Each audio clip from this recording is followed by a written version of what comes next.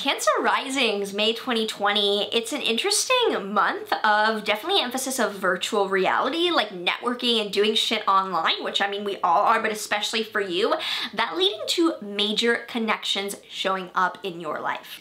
If you are excited to dive into what the astrology, what the tarot, and what the oracle cards have to say about you and your rising sign for this month, make sure that you do like, subscribe, and hit that notification bell so that you are always up to date with what the stars have in store for you. Hi, I'm Maren. I am a professional astrologer, current philosophy student, and which proudly out of the broom closet, I combine traditional Hellenistic astrological techniques with modern psychological counseling dynamics in order to provide grounded spiritual guidance. Before we get into the forecast, quick plug for my upcoming Astrology Academy 6 to 8 week course. This is the only time that this course will be led live by me, taking you step by step from zero to hero, from not understanding astrology or being overwhelmed and confused to having a basis for the rationale, for the history, for the application of astrology in your day-to-day life in whatever way you are called to learn it. So this is the only time I will ever be doing this live before I record it to repurpose. So make sure that you apply down below if you are interested. We would love to have you join and see if you are the right fit for this amazing life-changing course. So starting out on the 1st, Mercury conjoins Uranus in your Taurus 11th house. This month starts off with a bang of unexpected or surprising information around friends, networking, or organizations. So this is the beginning of the month really making it clear this is going to be a month of connecting with people, probably online or in a virtual setting, and that leading to a breakthrough or some unexpected information. On the 1st as well, Venus in your Gemini 12th house is squaring Neptune in your Pisces 9th house. So even though you are connecting with others and being social to an extent this month, there's a lot of going within for you too. There's an emphasis on seclusion or meditating or withdrawing and isolating yourself. So be careful that you are not being deluded by a foreign partner, by a degree program, by someone in your higher education like a professor. Be sure that they aren't telling you something or keeping something from you that's keeping you feeling good about being on your own, but might be necessary for you to deal with right now that you just don't have the information on. So do be aware of that as the month starts and continues. On the 4th, there is a Sun-Mercury Cazimi in your Taurus 11th house, a breakthrough of illumination around networking, friends, organizations in your life. The month starts out with such an emphasis on meeting with people, communicating, grouping, maybe your Zoom call, or like something is coming through in really exciting, unexpected mannerisms in the beginning of the month for you to start out with a bang.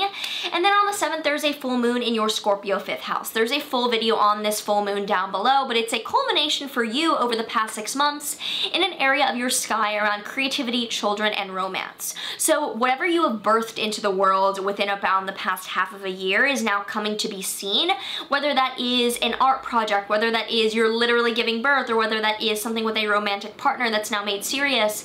This is a pretty powerfully potent full moon. So if you're looking to release and like end a chapter, this is a good time to do it. Full videos all down below for the ins and the outs. On the 9th, Mercury in Taurus in your 11th house is trining Jupiter and Pluto and Capricorn in your 7th house.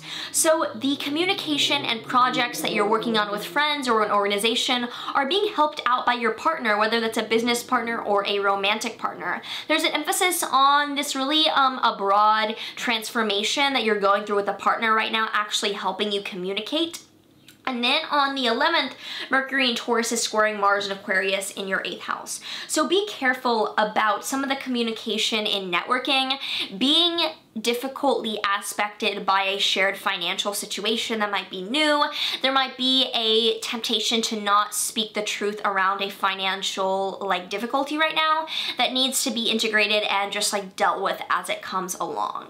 On the 12th, or on the 11th, Saturn in Aquarius in your 8th house will then station retrograde. So Saturn has just entered your Aquarius 8th house to introduce to you the new challenges you will be dipping your toe into around shared finances. It's introduced that, and now it's going back into Capricorn for you to settle some of the dust still remaining around the challenges and relationships that you have faced for around the past few years. This is the final phase of things clearing up there. On the 12th, Mercury will enter your Gemini 12th house and trine Saturn in Aquarius. So this is indicating that you communicating through meditation, communicating through to your spirit guides, or going within for answers is helping you solve some of the frustrations around finances with a partner. That alone time is helping you get to the bottom of the steps that you need to take to clear these challenges. On the 13th, Mars enters your Pisces 9th house, demonstrating that there could be some challenges around education, around foreign matters, around philosophy, spiritual figures, authority figures in your life. Just be careful around some of the challenges that could be coming up for that nearing the end or the middle of the month. On the 13th, Venus in Gemini is stationing retrograde in your 12th house, so some of the breakthroughs and harmony that you found being alone might be revisited. You might be re-looking at some of the information or some of the harmonious states that you've had in meditation and looking at what those really meant. On the 14th as well, Jupiter is stationing retrograde in your Capricorn 7th house. So this will be a few months of revisiting how far you've come in relationships, maybe reanalyzing what the dynamic you have with the partner is, or weeding down some of the potential partners that you have a multitude of. On the 14th, the Sun in your Taurus 11th house is trining Pluto and Jupiter in Capricorn, so the relationship dynamics are helping you expand and get to the bottom of showing up in your networking. So networking and your relationships are connected this month. Definitely they are being symbiotic. Then on the 21st, the Sun enters your Gemini 12th house and trines Saturn in Aquarius, further illuminating how going within is helping you get to the bottom of this financial situation. You hold the answers within. It just takes that effort to focus and meditate on it. On the 22nd, Mercury is conjoining Venus in your Gemini 12th house and squaring Neptune in Pisces. So this tendency for you to get information on your own may be diluted or diluted by something you're being told by an authority figure, by a professor, by someone abroad. You need to make sure that you're on the same page and not feeling good about something that you're getting dishonest information about. Finally, the month ends on the 22nd with a new moon in your Gemini 12th house, a new beginning around isolation, around going within, around seclusion, around otherworldly like spiritual states.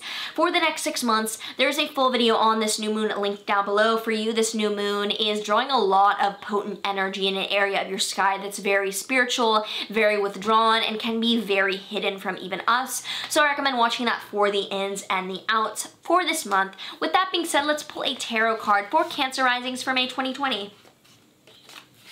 We have the Knight of Swords reversed. Knight of Swords is going after information. It is pursuing the spread of ideas. This is calling for you to go within. Find the ideas on your own terms. Don't evangelize or try to get your point across before you have the point really well understood in an aligned way within you. Next, we will pull a Witch's Wisdom Oracle deck card. I am so excited to use this deck. Tarot cards are falling. I am so excited to use this deck because I got it in Sedona and oh my god, tarot cards literally falling everywhere. Okay, I'll deal with that in a second.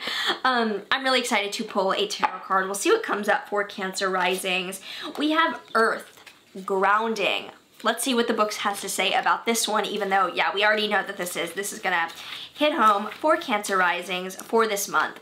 A shaky witch will just not do. Strength is required to start anew. The element to call is earth.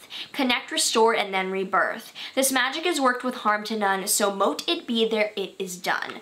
So totally, with so much energy of you going within, of reaching new spiritual states, and of dealing with worldly shit based on like what meditation is telling you, ground, get your feet into the earth in the mornings. Earth, if you haven't heard of earthing, it's where you like go out and ground your feet into the damn dirt like in the morning. Do that. Find your grounding practices that keep you connected as you reach these higher realms this month. If you did enjoy this and you would like to check out my private astrology readings down below, I would love to read for you one-on-one. Otherwise, check out the Astrology Academy. If you are called, I bet you are one of the people that would make a great fit for this intensive. Only time I will ever be doing this with me weekly in a Zoom call, Facebook group, whole thing, changing your life by learning the language of the cosmos. So otherwise, make sure that you like, subscribe. Let me know down below any thoughts, any stories, any comments you want to leave me about this month for you, how you're feeling about this. Otherwise, you know, sending so much love. Stay safe right now. See you in the next one. There is one thing you're all forgetting. That endless morning will turn to night. And when